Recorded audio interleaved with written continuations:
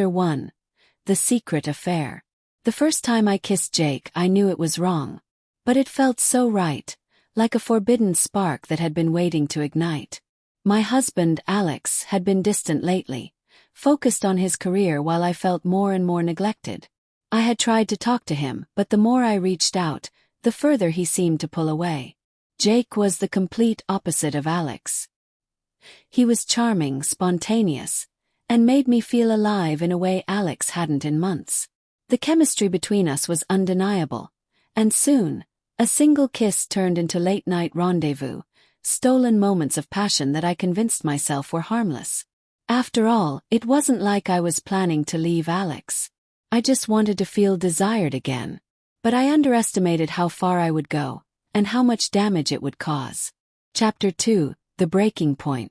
The affair started small, a spark of excitement that quickly grew into a fire I couldn't put out. At first, I convinced myself it wasn't a big deal. It was just a temporary escape, something to fill the gap I felt in my marriage. Alex was busy, too busy it seemed, and I was lonely. It wasn't like I didn't love him anymore, I did. But love had become something more like a duty than a passion. Our once vibrant relationship had dulled, and I was suffocating in the silence between us. Jake was different. He was spontaneous, carefree, and above all he made me feel like I mattered. The first time we kissed, it was electric. I could feel the pulse of it in every nerve, every inch of my body, and for a moment, I forgot about the emptiness that had taken over my life. For those stolen hours with him, I felt desired, seen, and alive. But as the days passed, it became harder to pretend. The lies grew, one after another. I told Alex I had to work late when I was actually with Jake. I told him I had errands to run when I was sneaking away to see him. And each time I told myself it was harmless, that I was in control. I wasn't the type to hurt people, right? I wasn't planning on leaving Alex. I just needed this. Just a little excitement, a temporary distraction. But the guilt didn't come right away. It wasn't until I started to see the cracks in my own behavior that I began to realize the extent of what I was doing. I'd find myself zoning out during dinner, my mind far away, thinking about Jake's touch or his smile. I'd pull back from Alex's attempts at conversation, caught in a lie so tangled that it became hard to see the truth. Alex, of course, didn't notice at first. He was busy with his work, buried in his projects, his meetings. It wasn't that he didn't care. It was that he just didn't seem to notice me anymore. I was a fixture in the house, a part of the routine, but I wasn't part of his life anymore. The distance between us grew wider with each passing day, but I convinced myself that was fine.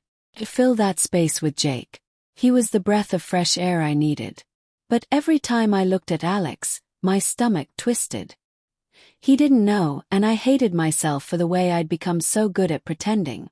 I hated myself for lying to his face, all the while going to Jake, whose touch made me feel like I wasn't invisible. I'd always prided myself on being honest. I'd always thought I would never be the kind of person who cheated. But here I was, and what I had thought would be a temporary escape had started to feel like something else entirely. I wasn't just going through the motions anymore. I was making choices. Choosing Jake over Alex. Choosing lies over truth. The worst part. I could see Alex changing too. Not because of the affair, at least not yet. But because of the emotional distance I had built between us. The more I pulled away, the more he did the same. He had stopped trying to engage with me, stopped asking how my day had gone, stopped holding me when I needed comfort. And the emptiness, the isolation I felt between us, made the affair with Jake feel more justified. The more I withdrew, the more I convinced myself I deserved this. But I was wrong. One night, after a particularly heated moment with Jake, where everything felt too good to be true, I returned home to find Alex sitting at the kitchen table. His laptop open but his attention completely focused on me. "Where were you?" he asked. His voice calm but with an edge I hadn't heard before. Froze. The question wasn't unusual. He had asked me things like that before, casual questions about my day. But the way he said it this time made my skin crawl. He was watching me, really watching me, like he could see through the mask I'd been wearing for months. "I just out with some friends," I said quickly, trying to smile. "Friends?" He raised an eyebrow, his gaze steady. "It's 10 p.m. on a Tuesday." I felt a tight knot form in my stomach, but I couldn't stop myself from lying. "Yeah, catching up. Work stuff." I shrugged, hoping my nonchalance would work, but even I could hear the tremor in my voice. Alex didn't respond right away. He just kept looking at me, and the silence between us felt too heavy, too thick with things unsaid. Finally he sighed, sitting back in his chair, his eyes still locked on mine. "I don't know what's going on with you, Hannah. You're different. You don't talk to me anymore. You're always busy. You're always gone. And I'm just sitting here wondering, what's the point of all of this?" I swallowed hard. This wasn't the conversation I wanted to have. I could feel the walls I had built around myself starting to crack, but I wasn't ready to face it. "Not yet." "Nothing's wrong," I said, though I knew it was a lie. The words tasted bitter in my mouth. Alex didn't seem convinced. He was silent for a long time, then quietly said, "I'm not blind, I can tell something's off. You're pulling away, and I'm not sure I even know you anymore." My chest tightened. I could feel my heart racing. The guilt was unbearable now.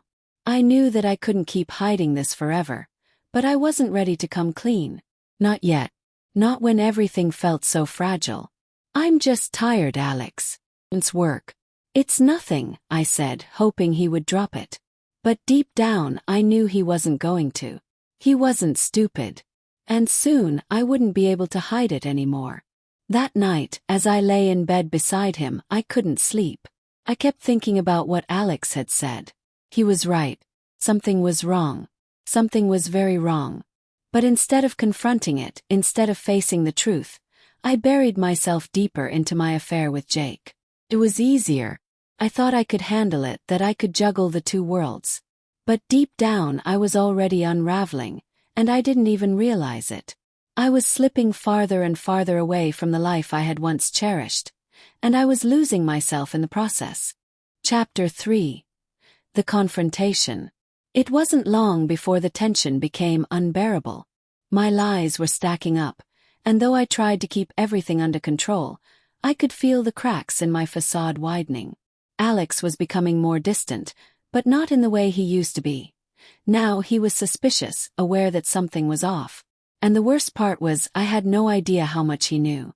The tipping point came one evening when I came home from yet another meeting with Jake. I'd barely stepped through the door when Alex appeared in the hallway. His eyes narrowed, his face unusually calm. I immediately felt my pulse quicken, that sickening knot tightening in my stomach. He didn't say anything at first. He didn't have to. His expression said it all. He had figured it out. My stomach churned as he stared at me, as if he was searching for the words to expose the truth, to finally confront me.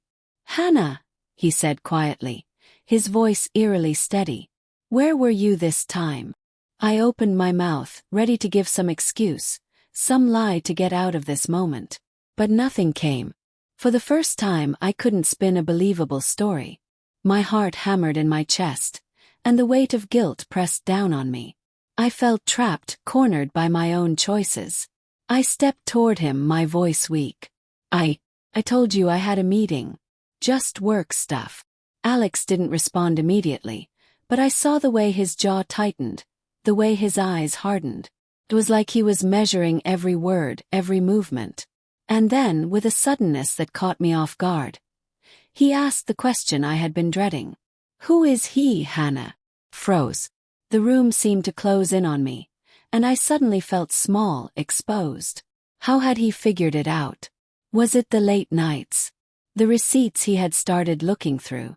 Or had he seen something in me that I hadn't even noticed? The guilt was choking me, and for a moment I couldn't speak. I didn't know how to answer. "Who is he?" Alex repeated, his voice low, the edge of anger creeping into his tone. There was no more pretending, no more games. The truth was on the table, and it was time for me to face it. I stammered, but the words wouldn't come. My mind raced as I tried to think of a way out, a way to explain myself without completely destroying everything. But deep down, I knew there was no saving this. No excuse could cover what I had done. Finally, I let out a breath, feeling the weight of my deceit crush me. "His name is Jake," I whispered, my voice barely audible. Alex's eyes widened for a moment, but his expression remained frozen. He took a step back, his face expressionless, his body stiff. He didn't say anything at first. He didn't need to. The silence between us was worse than any argument could have been. "Jake," he repeated, like he was tasting the name on his tongue, letting it sink in. And then he shook his head, his eyes flickering with something that I couldn't quite place. Hurt, disbelief, maybe even anger. But the worst part was how detached he seemed. It was as if the person I had known was no longer there, replaced by someone colder, someone I didn't recognize. I wanted to apologize, to beg for forgiveness, but I knew that the words would mean nothing now. What had I done to him? What had I done to us? "I didn't want this, Alex," I said, my voice cracking. "I never wanted to hurt you." But I felt like I was drowning and he was just there. He made me feel like I mattered, like I was important. "I never stopped loving you. I couldn't finish." The truth sounded too hollow, too pathetic when it came out of my mouth. Alex's eyes never left me. He didn't respond right away. He just stood there, his face an unreadable mask, as though processing everything I had just admitted. Finally, after what felt like an eternity of silence, he spoke, his voice colder than I had ever heard it. "You think you're the only one who's been feeling distant, Hannah?" He let out a bitter laugh. "I've been right here, trying to keep this marriage together. But you've been playing games behind my back. You've been lying to me for months. And now you expect me to just forgive you? After everything?" His words stung, each one a painful reminder of how far I had fallen. I tried to speak, but my throat felt tight, my words stuck. "You don't get to just undo what you've done," Alex continued, his voice rising with every word. "You don't get to hurt me like this and expect everything to be fine. I trusted you. And you betrayed me." I could see the raw emotion in his eyes now. The hurt, the anger, the disbelief. I had never seen him like this. The man I had married, the man I had once adored, was slipping away before my eyes, and I was the one who had caused it. For a moment, the room was filled with the deafening sound of our silence, the weight of everything unsaid. And then Alex did something that shattered me. He turned and walked out of the room, not another word spoken. The finality of his departure hit me like a freight train, and I was left standing there, stunned, unable to move.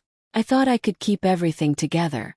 I thought I could control the mess I had created. But in that moment, as Alex left, I realized that everything was beyond saving. The man I had once known was gone, and I had done it. Had killed us. Chapter 4. The Aftermath. The silence after Alex left felt suffocating, like a heavy weight pressing down on me from every angle. I stood there in the middle of the living room, staring at the spot where he had been just moments before. My mind raced, but there was no clarity, just a dizzying whirlwind of thoughts and emotions. Regret, guilt, desperation, anger at myself for allowing things to get this far. But above all, there was an overwhelming sense of loss. I had never thought this would happen. I never imagined that the affair would lead to this kind of destruction. Sure, I had seen the warning signs, Alex pulling away, the tension building between us, but I had always thought I could fix it, that I could manage both worlds, that I could keep things together and still hold on to Jake, even if only for a brief escape. But now, in the aftermath, it was all clear to me. I had been living in denial, convincing myself that the truth didn't matter, that I could keep everything hidden. But I couldn't. And now everything was falling apart. Alex didn't come back that night. He didn't even text or call. The house felt emptier than ever, the quiet hanging in the air like an unbearable weight. I tried calling him, but he didn't pick up. I left messages, but none of them were returned. The longer I waited, the more hopeless it seemed. The realization hit me like a punch to the gut. Alex was gone in more ways than one. The days dragged on in a blur. I spent them pacing around the house trying to piece together what had happened, but every time I thought about Alex, about the conversation, I felt like I was drowning in regret. I kept thinking of what he said. You don't get to just undo what you've done. But it wasn't just Alex I was running from now. It was myself. Every reflection in the mirror seemed like a stranger, and I couldn't escape the feeling of shame that clung to me. I had ruined my marriage. I had destroyed the one good thing I had left in my life. Jake, of course, didn't help. I thought I could lean on him, that he would be my support through this, but that was another lie I had told myself. When I finally reached out to him, desperate for some kind of reassurance, he was distant, aloof.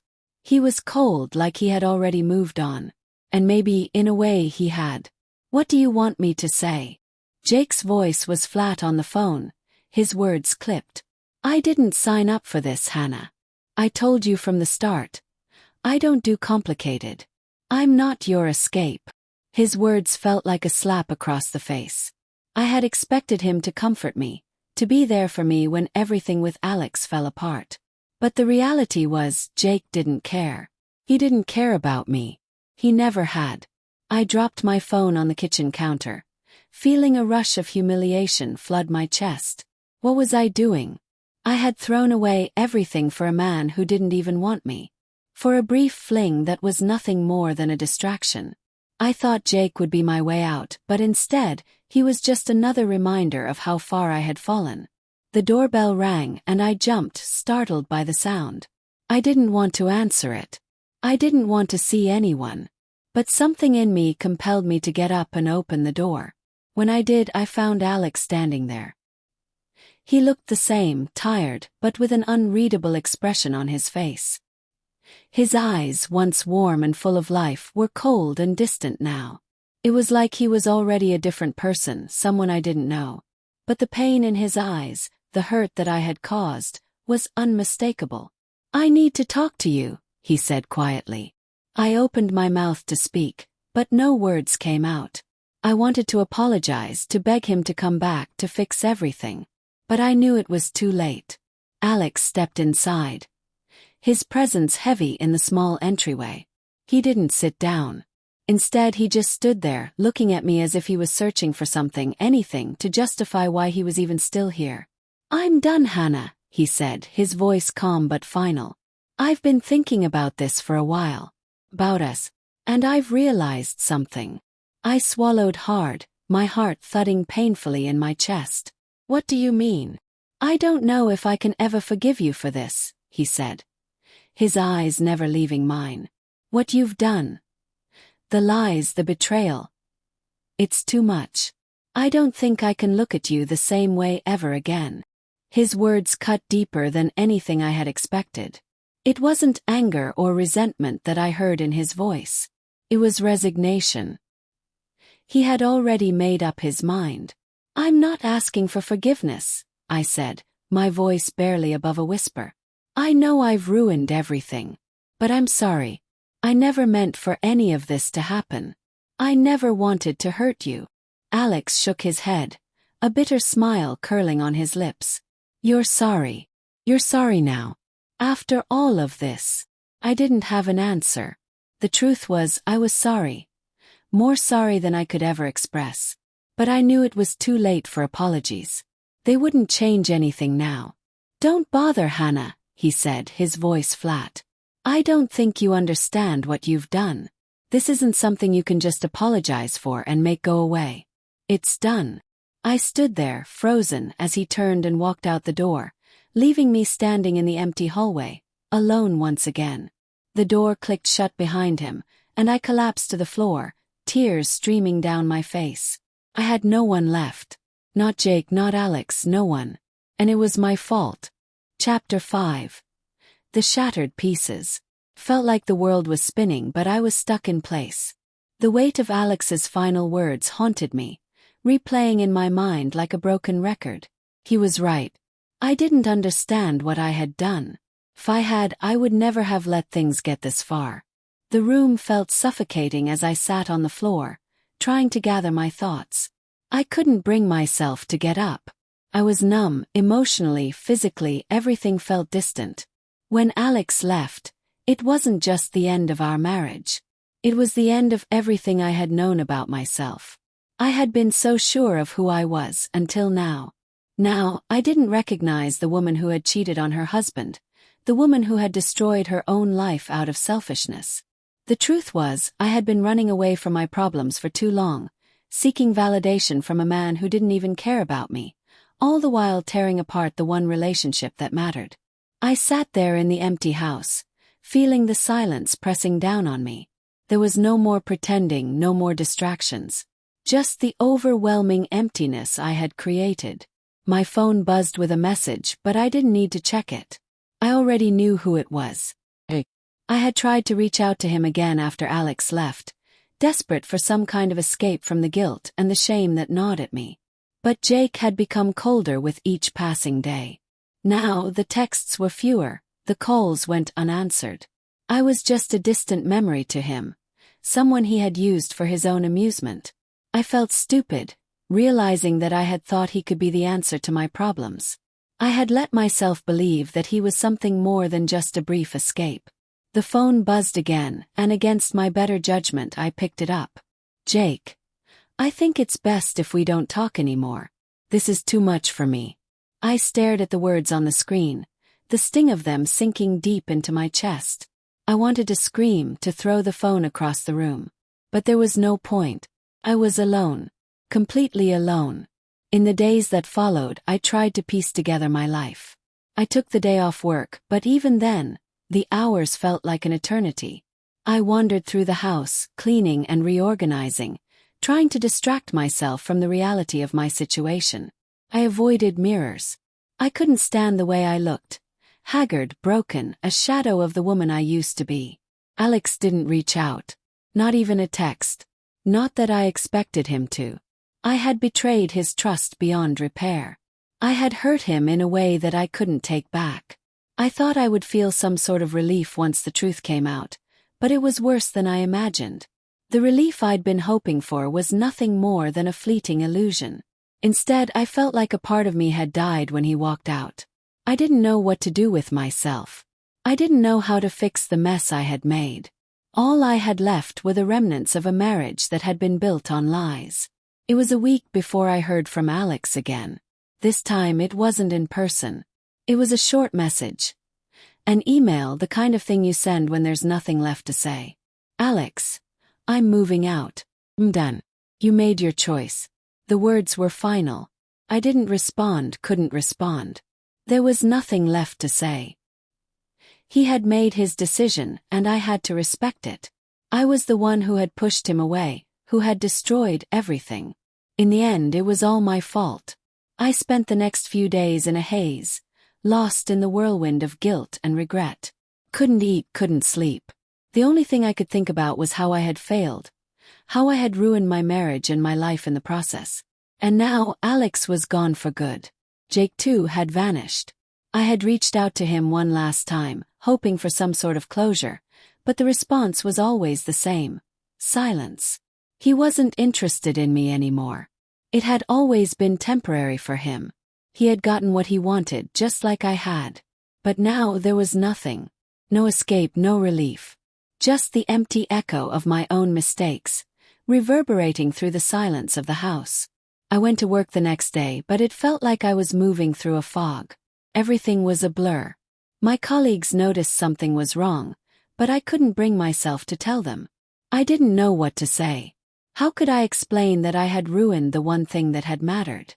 It wasn't until I went home that night, after another long, empty day, that I realized something.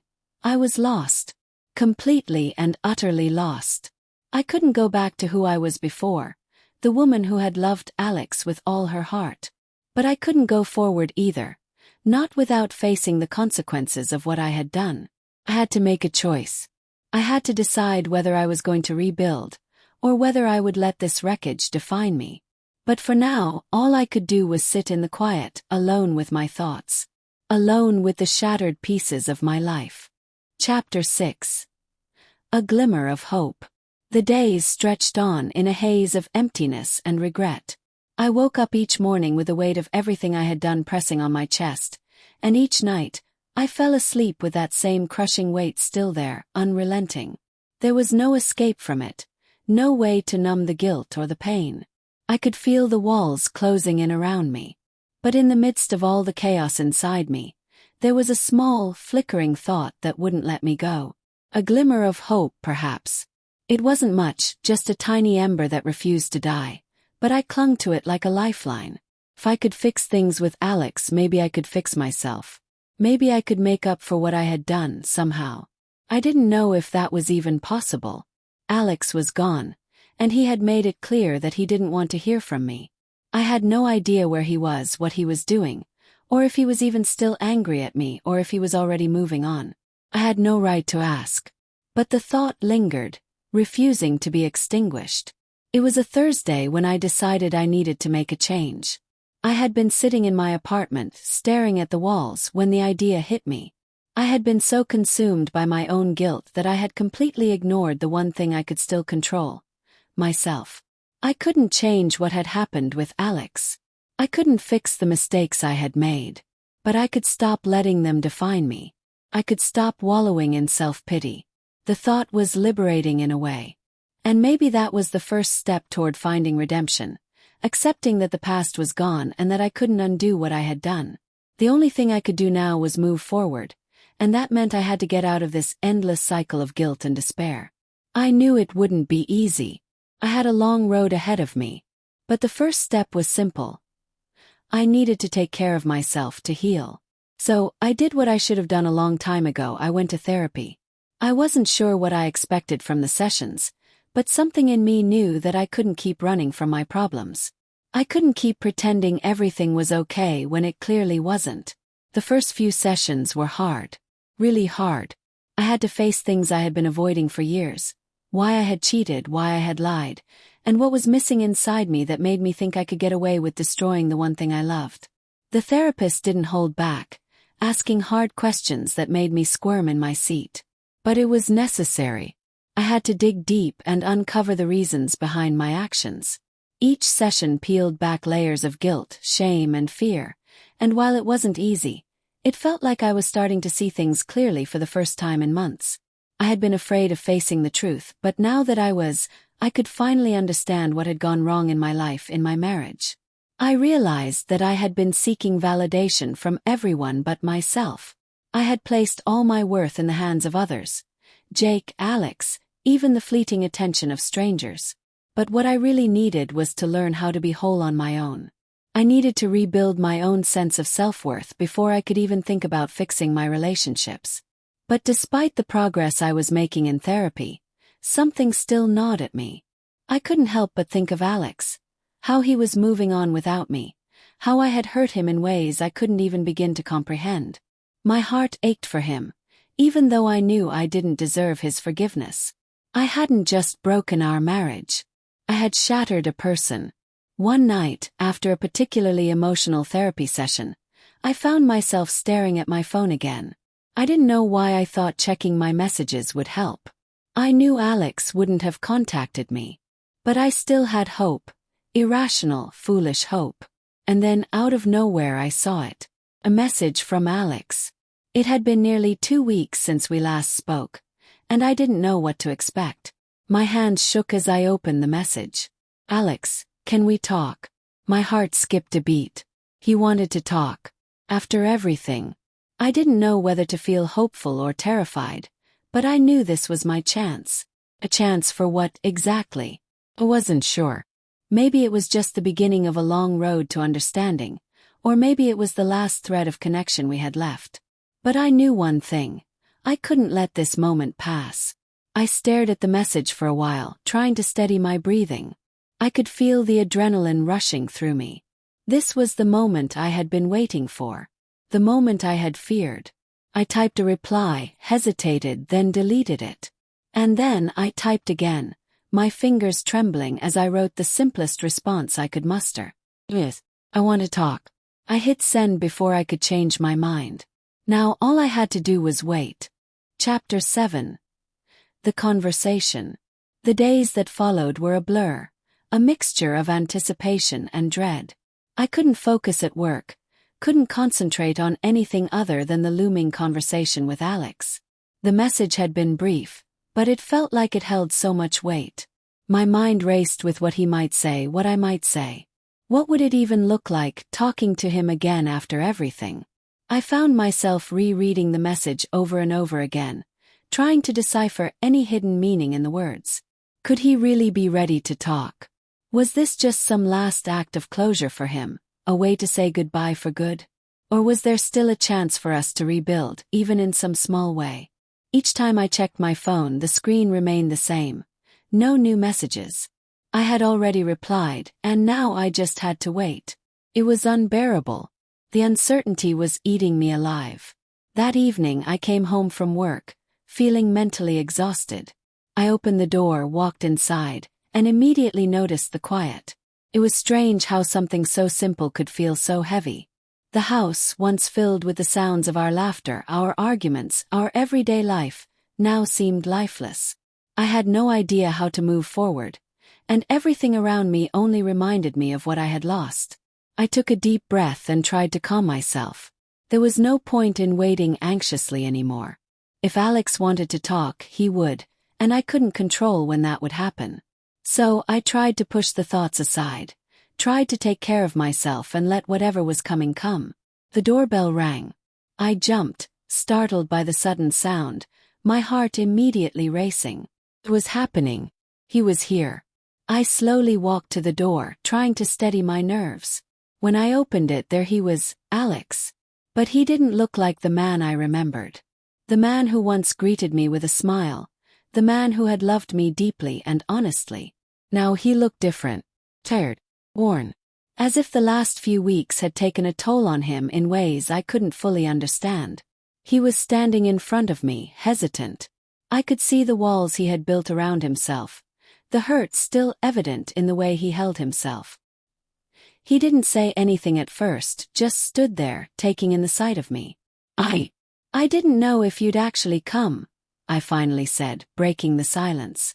My voice was shaky, unsure. I couldn't look him in the eye for too long. It felt like I was facing the consequences of my actions all over again. I wasn't sure either, he replied quietly. His voice low and distant. There was an edge to it, a coldness I hadn't heard before. But I thought we needed to talk. I don't want to keep pretending nothing happened. I stepped aside, motioning for him to come in. He hesitated for a moment before walking in, his gaze flickering around the empty space. It was like he was taking in every detail, as if seeing the house with fresh eyes. The memories of our life together were still here, but they felt foreign now. We both sat down on the couch, the same couch where we had spent countless evenings laughing, talking, sharing. But now it felt like a distant memory. The space between us was palpable. Neither of us knew where to begin. "I'm sorry," I whispered, unable to keep the words inside any longer. "I can't say it enough, but I'm sorry. I don't know how to make it right, but I wish I could." Alex looked at me, his eyes betraying no emotion. He didn't respond immediately, and I was left in the silence, waiting for him to say something, anything. "Do you even know why you did it?" he asked suddenly, his voice sharper than before. I could hear the pain in his words. "Do you understand why it hurt so much?" His question hit me like a punch to the gut. Of course I understood. Or at least I thought I did. But when it came down to it, the truth was more complicated than I had imagined. "I don't know why I did it," I admitted, my voice cracking. "I was selfish. I let myself get lost in something that wasn't real. I made choices that hurt you, hurt us. And I can't take any of it back." Alex's face was unreadable, but I could see the flicker of something in his eyes. It wasn't just anger. It was disappointment. Deep, soul-crushing disappointment. And that hurt more than anything else he could have said. "You tore us apart, Hannah," he said softly, his voice carrying an undercurrent of sadness. "I thought I knew you. I thought we had something that couldn't be broken. But you destroyed that." You chose him over me. You chose escape over love. I closed my eyes, the sting of his words cutting through me. I wanted to protest, to explain, to tell him that I never meant to hurt him. But I knew the truth. No words would change what had happened. No amount of apologies would fix the damage I had done. I didn't mean for any of it to happen the way it did, I said, tears welling up in my eyes. I never wanted to hurt you. But I did. And I'll regret it for the rest of my life. For a long moment, Alex didn't speak. The silence between us was suffocating, heavy with the weight of everything unsaid, everything that had been broken. Finally he stood up, his gaze never leaving me. I don't know what to do with all of this, Hannah. I don't know if I can forgive you. I don't know if I ever will. But I can't keep holding on to something that isn't there anymore. I stood as well, feeling the walls closing in around me. This was it. This was the moment I had been dreading and hoping for all at once. He was walking away from me for good. I understand, I whispered, choking on the words.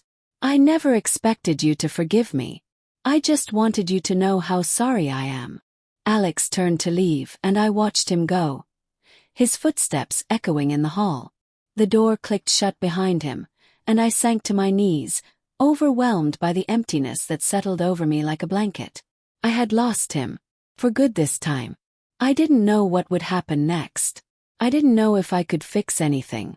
But for the first time in a long while I felt like I was beginning to understand something I had ignored for so long. The path to redemption wasn't about fixing what was broken. It was about accepting that sometimes, things couldn't be fixed. And maybe, just maybe, that was okay. Chapter 8. Letting Go. The days after Alex left were some of the hardest I've ever had to endure. It felt as though the entire world was against me, pressing down with an unbearable weight. I couldn't breathe, couldn't think, couldn't feel anything but the suffocating guilt that wrapped itself around my chest. I woke up each morning with a pit in my stomach, not knowing how to face the day. Every task felt monumental, every interaction felt strained. I spent the first few days in a kind of daze. I didn't leave my apartment, barely ate, and didn't speak to anyone. The silence was deafening, but it was also strangely comforting. I didn't deserve comfort, I knew that, but the emptiness that surrounded me felt like a companion, a reflection of the broken pieces of my soul. I couldn't stop thinking about Alex. I could still hear the way his voice cracked when he spoke, the sadness and the betrayal he had so clearly felt. And that was what hurt the most. Not the fact that he was gone, but that I had been the one to push him away. I had been the one to throw it all away. I had been selfish, and now there was no undoing it. There was no going back to how things were. I tried to distract myself. I went to work, though it felt meaningless. I cleaned the house, rearranged the furniture, as if I could somehow organize my life into something that made sense. But the truth was, nothing made sense anymore. I thought about reaching out to Alex again, but every time I picked up my phone I hesitated. What was I supposed to say? How could I possibly fix what I had broken? I already knew the answer. There was nothing I could say. One evening, as I sat on the couch, staring blankly at the television, my phone buzzed.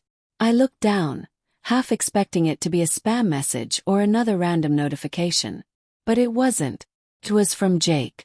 I hadn't heard from him in over a week.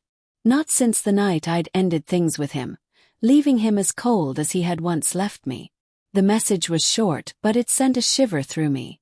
Jake, can we talk? I felt a mixture of shock and confusion. Why now? Why after everything had happened? I wasn't sure what I expected from him, but this felt like it came out of nowhere. I had no idea what Jake wanted from me, but I knew that the last thing I needed right now was another complication.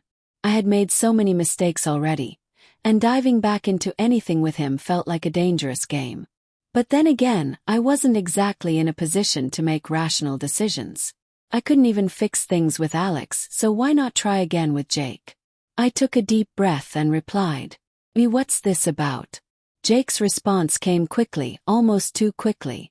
Jake, I've been thinking about what happened. I was an asshole, but I don't think we should just walk away from everything. It's me. We can talk it out.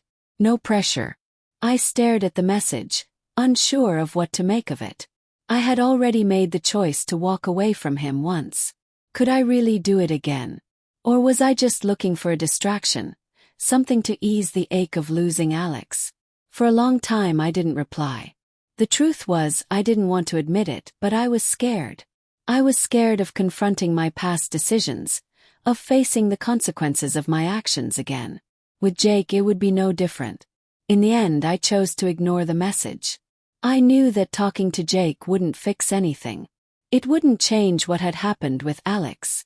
It wouldn't take away the guilt, and it wouldn't make me feel whole again. It was just a temporary fix, a fleeting distraction that I didn't need. I had to face the truth. I had to learn how to live with my mistakes. The next few days were difficult, but I didn't reach out to Jake again. I kept to myself, reflecting on the mess I had made and wondering if I would ever be able to forgive myself. The thought of forgiveness seemed impossible, but I knew I had to try. Not for anyone else. Not for Alex or Jake or anyone else.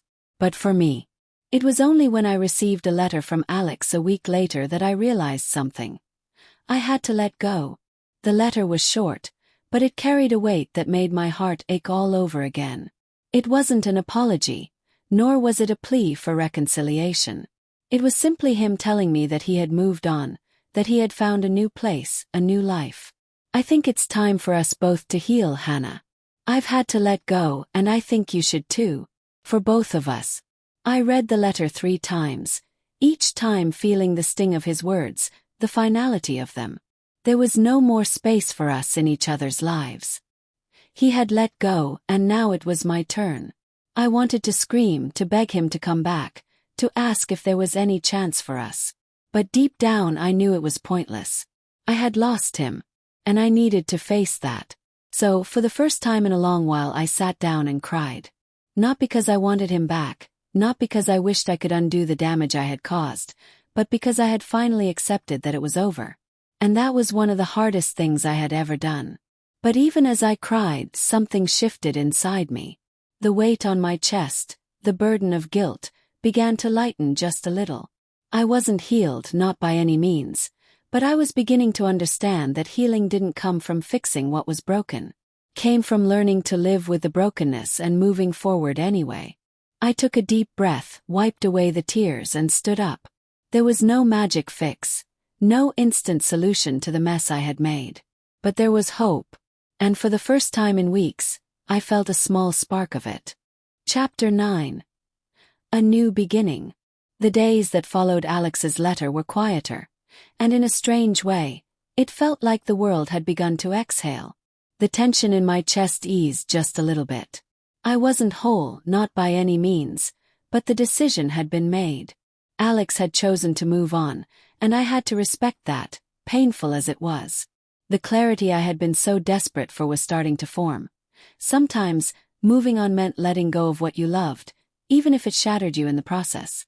I spent the next few weeks buried in my own thoughts, wrestling with my emotions.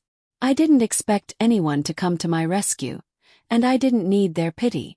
I was a woman who had made terrible choices, and now I had to face the consequences of those choices. I had to find a way to rebuild my life from the ashes I had created. But something was different this time. It wasn't just the loss of Alex that I was mourning anymore. It was the loss of myself too. I had forgotten who I was before all of this. I had allowed myself to become consumed by the people around me, by the need for approval, by the validation I thought I could only find from others. I had lost myself in the process of trying to please everyone else. I had to take back what was mine. My self-worth, my independence, my ability to choose. It wasn't easy. The first time I walked into a coffee shop by myself, I felt every pair of eyes on me. I was used to being part of a couple, to the comfort of having someone with me, even if that someone was someone I had hurt. I hadn't realized how much I had relied on being with someone until I was suddenly alone. I tried not to think about it, but it crept in. Every quiet moment, every peaceful moment felt awkward. There was an unfamiliarity in the silence that settled over me. I couldn't deny that I was afraid. Afraid of being alone, afraid of facing my own thoughts, afraid that I wasn't strong enough to stand on my own. But I was determined. I enrolled in a yoga class, something I had always wanted to try but never had the time for. I took up painting again, something I had once loved, but had abandoned when life became too busy. Slowly, I started to rediscover the woman I had once been. It wasn't a perfect process, and I still had bad days. Days where the weight of what I had done crushed me so deeply that I could hardly breathe. But those moments were becoming less frequent, and when they happened, I knew how to handle them better. Then one day, while I was walking home from my yoga class, something strange happened. A man passed by me on the sidewalk. He wasn't anyone I knew, but for some reason, I felt this jolt of recognition. He glanced at me, and I did the same, briefly catching his eyes. I smiled just out of instinct, and he smiled back. For a moment, the world slowed. I realized that I had been so focused on the past, on everything I had lost, that I had forgotten that the world was still full of possibilities. That I could still smile at a stranger, that I could still be open to new connections, even if I wasn't ready to dive into anything. The encounter was fleeting. He continued walking, and I did the same. But it sparked something inside me, a small flicker of something I hadn't felt in a long time. Oh. Not for a relationship, not for a rebound, but for the future. I wasn't sure what my future held, but I had come to a place of acceptance. I was learning that it wasn't about finding someone else to fill the emptiness. It was about learning how to fill it myself, learning how to be whole on my own terms. But the truth was, I wasn't done with Alex yet. I hadn't seen him since the day he left. We hadn't spoken since his letter. But I couldn't shake the thought that maybe, just maybe, there was something left unsaid between us. I had made so many mistakes. I had hurt him beyond words. But I didn't want to end our story on a note of regret. If I was going to heal, I needed closure. I needed to apologize for the final time, not just for the sake of feeling better, but because it was the right thing to do. The idea of reaching out terrified me. What if he didn't want to hear from me again? What if I made things worse? But I knew I had to try. I sat down one night with my phone in hand. My heart was pounding. I drafted and deleted the message several times. What could I possibly say that would make a difference? In the end, I kept it simple. Alex, I know I don't deserve forgiveness, and I don't expect you to respond. I just want to say that I'm truly sorry. I hurt you in ways I can't even begin to express. And I regret every choice I made. I hope you find the peace and happiness you deserve. Always, Hannah. I stared at the message for a long time, unsure if I should send it. But finally I hit send. The minutes that followed felt like an eternity. I told myself I didn't care what his response would be, that it didn't matter. But deep down I wanted something, anything from him. I wanted to know he was okay, that he was healing, that he had found his own peace. Few hours later, my phone buzzed. It was from Alex. Hannah, I appreciate your message. I don't think I'll ever forget what happened, but I'm doing my best to move on. I wish you the same. Take care of yourself. It wasn't much. It wasn't the closure I had imagined, but it was enough. He was moving forward, and so was I. I took a deep breath, reading the message over and over again. There was no more bitterness, no more anger. Just acceptance. A chapter had ended, and I was ready to start the next one. Not because everything was perfect, but because I was learning how to let go.